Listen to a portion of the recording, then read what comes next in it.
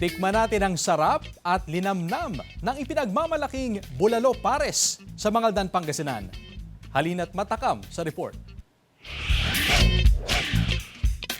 2010 nang magkaroon ng computer shop si Gerald Servas, 39 anyos, tubong Mangaldan, Pangasinan. Malayo sa inaral niyang kursong nursing pero nagsara ang kanyang negosyo nang tumama ang pandemya. Muli siyang sumubok sa negosyo noong 2021 nang magpatayo ng paresan sa Mapandan, Pangasinan. Mother ko po kasi dati po siyang may karinderya. So pag nagluluto siya, tinitignan ko po yung mga ginagawa niya.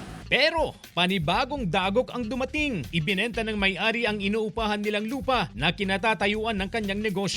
Sa kabila ng mga ito, hindi pinanghinaan ng loob si Gerald. Lumipat sa Mangaldan at itinuloy ang kanyang paresan sa Barangay Salay na ngayon tinatangkilik ng mga customer. Number one talaga location. Yung maraming tao. Opo, yung talagang daanan ng tao para madali nila makita yung mga paninda mo. And then po, yung timpla. Kailangan masarap. Isa nga sa bestseller nito ang Bulalo Pares. Simple lang daw naman ang sangkap. Mula sa beef camto, bone marrow at mga pampalasa. At syempre, ang malinamnam na sabaw. 99 pesos lang per order pero 109 kung may kasamang kanin. Masarap po siya. Tapos tama lang po yung pagkakatimpla. Tapos tama lang din po yung pagkalapot. Tapos yung lambot din po, sakto lang din po.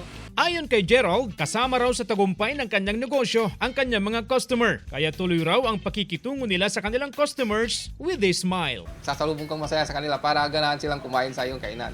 Kasama si Jing Dakanay, CJ Torida, One North, Central Luzon,